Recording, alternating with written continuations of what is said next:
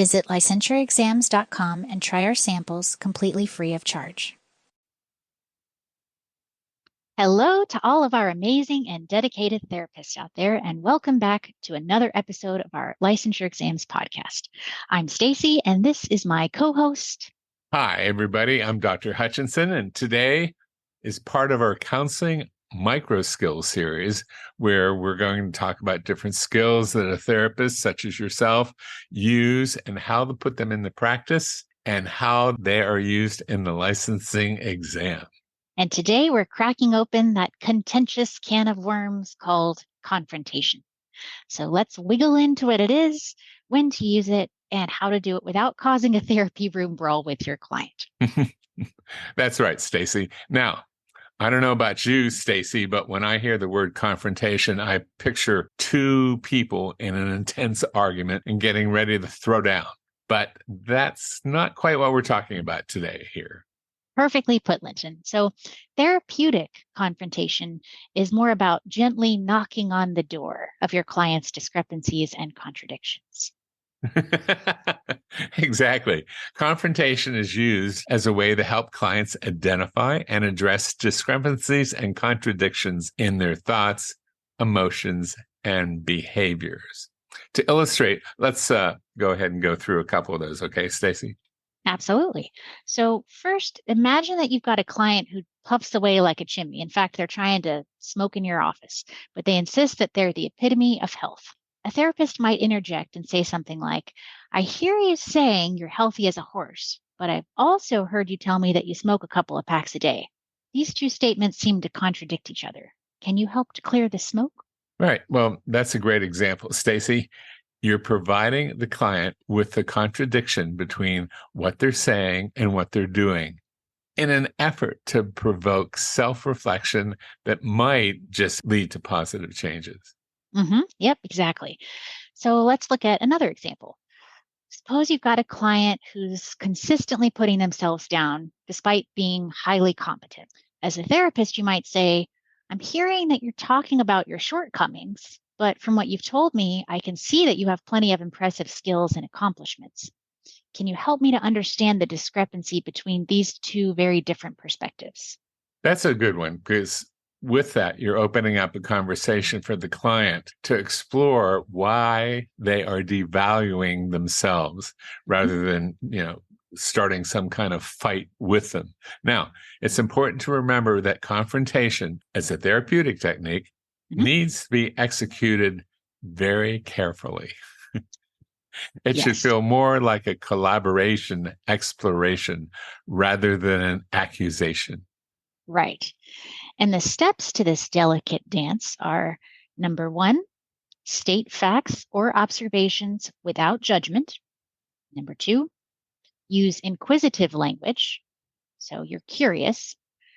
And three, use I statements instead of you statements. Right. Now, there's an effective way to use confrontation, and there's a not so right effective way to use confrontation.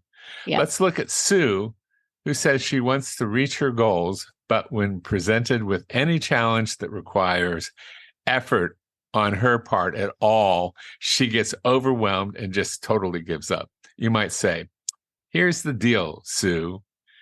You say that you want to reach your goals, but then when it's time for action, you don't even bother trying. How can you expect to make any progress when you're not making any effort? What's up with that? Yikes. Well, that's not what you want to hear your therapist say.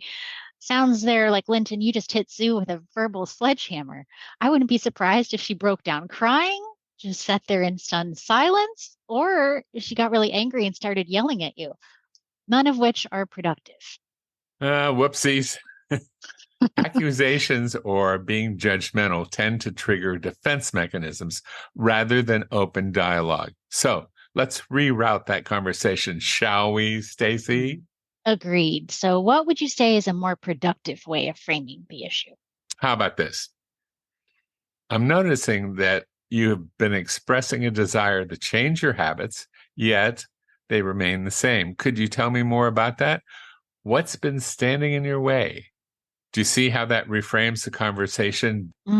Yes, I do see what you did there. So an I statement, a neutral observation, and an invitation for Sue to expand on her experience. It's very nice, Linton, very nice. Now let's talk about some of the pros and cons of using confrontation. One major pro is that it promotes self-awareness. So confrontation can help clients identify blind spots in their self-perception and behaviors, which can foster growth and change. Right. The power of language never ceases to amaze me. Just a few tweaks here and there will make such a big difference in your relationship with your client. Now, confrontation is not all unicorns, rainbows, and Barbies. It promotes self-awareness, yes, but it can also stir discomfort and defensiveness in any client. Exactly, Linton. So confrontation requires a trusting therapist-client relationship. And if the client starts to appear distressed, if you're getting that sense, then it's time to press the pause button and offer some reassurance and validation. Definitely. And giving the client some reassurance and validation can help them feel more relaxed. And if they're more relaxed, they will be more open to feedback. That is a great tip. So can you summarize what we've talked about in a nutshell? Sure. The purpose of using confrontation in therapy is to help clients increase self-awareness, promote personal growth, and stimulate change. It can encourage clients to examine their own thoughts and behaviors more critically and see if they align with their personal goals and values. Confrontation should be used sparingly and with sensitivity, as it sometimes leads the clients to feel defensive if not approached correctly. There are a few methods you can use to execute confrontation effectively by using I statements, stating your observations in a non-judgmental manner, and inviting the client to explore the issues with you. Exactly. Thank you very much. And that is our take on the use of confrontation in therapy. Join us next time as we explore more counseling skills that you need to know about as you prepare for your exam. Until then, remember, It's in there.